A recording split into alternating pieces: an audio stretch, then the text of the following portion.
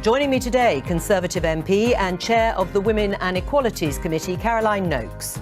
Former Labour Cabinet Minister David Blunkett, cancer expert and Professor of Medicine at the University of Buckingham, Karol Sikora, and Guardian and Observer columnist Sonia Sodha.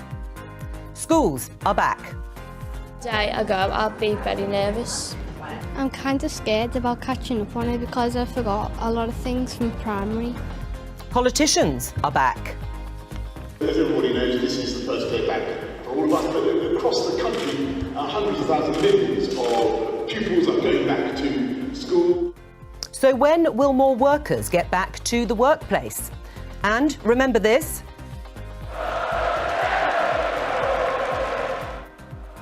They lost the election and the leadership of the Labour Party. So is Corbynism dead?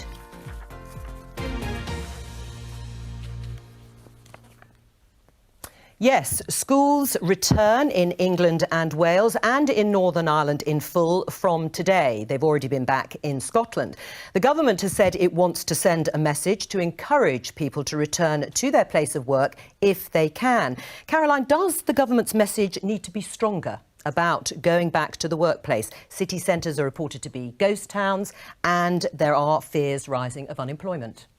Well, I think the message needs to be very careful, actually. Yes, there is a problem with city centres being empty, but actually Sonia? I want people to feel confident about it. I think that actually I would have liked to have seen a more cautious approach. I understand the government's concerns around the economy, but I think if you've been working from home well for a number of months now and you like working from home, and indeed there are many polls that suggest that lots of people would like to continue working from home at least some days of the week, then why do you need to go in? And I think actually encouraging people who can work from home to continue to do so, if they can do so without a problem, it means that public transport, our city centres, our urban centres are kept clearer for those who do need to go into work, the kinds of people that Caroline was talking about. So, for example, if you're working in health and care, if you're a teacher, if you're working in factory production, for example.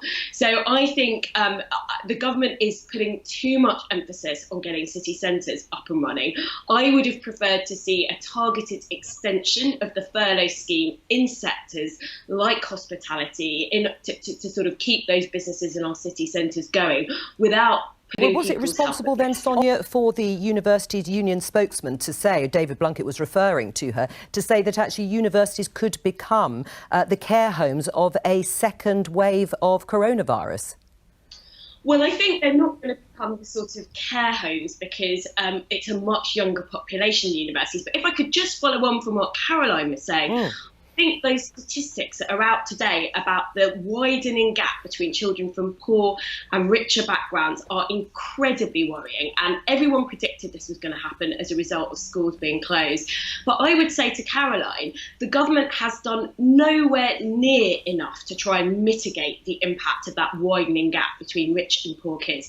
Yes, there's a bit of money now in a sort of national £1 billion. I mean, that's more than a bit of money. 350 million of which will be targeted specifically at tutoring of the most disadvantaged. If I could just get a word in, actually got significant education charities this morning really questioning, like the Nuffield Trust, whether that is enough money. And it is coming too late. The government, for example, could have put on a programme of structured outdoor activities in the summer. It was very marginal what was provided in order to try and stop this gap opening up. There could have been more efforts to get kids from disadvantaged backgrounds into school before the summer break. Too little was done on that. The category of vulnerable children was just too narrow, in my view.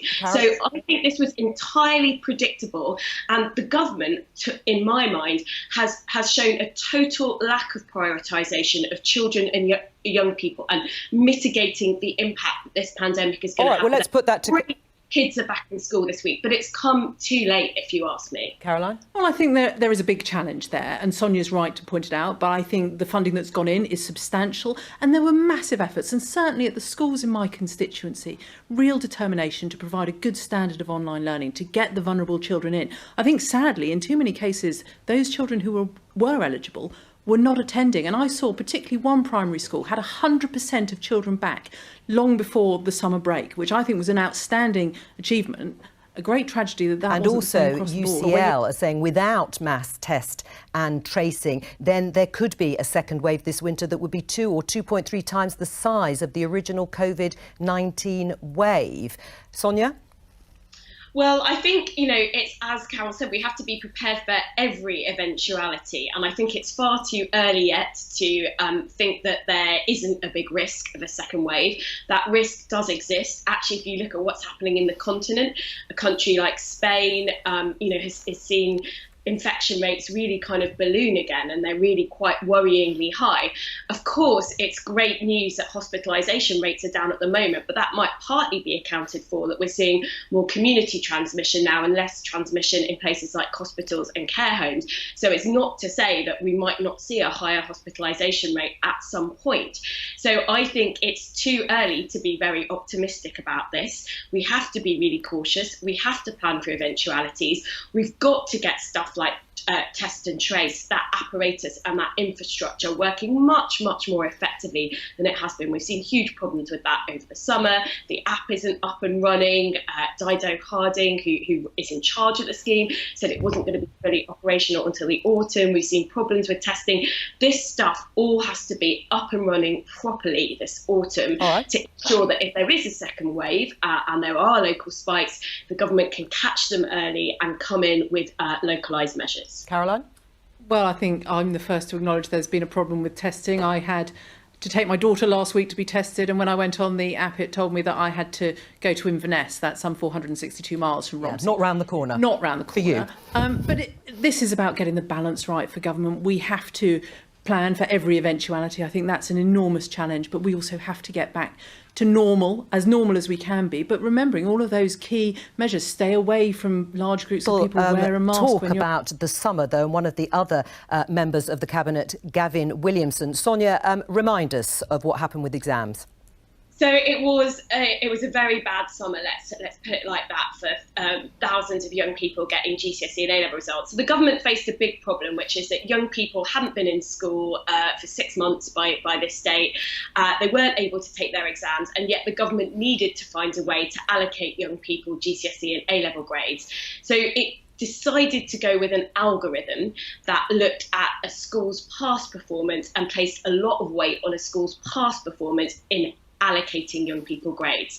Now that's really tricky because we know that exams are actually meant to measure individual performance and individual effort, and what you had was what a lot of people predicted was going to happen, which is young people being marked down, several grades in some cases because of this algorithm, way out of line with teacher predictions. So this led to a U-turn. I think it was an avoidable U-turn. I think if the government had listened to the warnings in the run-up to publication of results, they were told, make sure the schools get the results early before they're published. They can appeal all these anomalies. That didn't happen. It all got published on one day. You had young people who'd been predicted Bs getting news.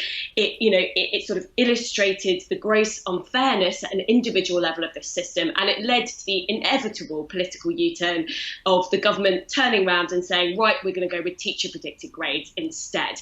Now, in many ways, that was inevitable politically, but that's created its own issues.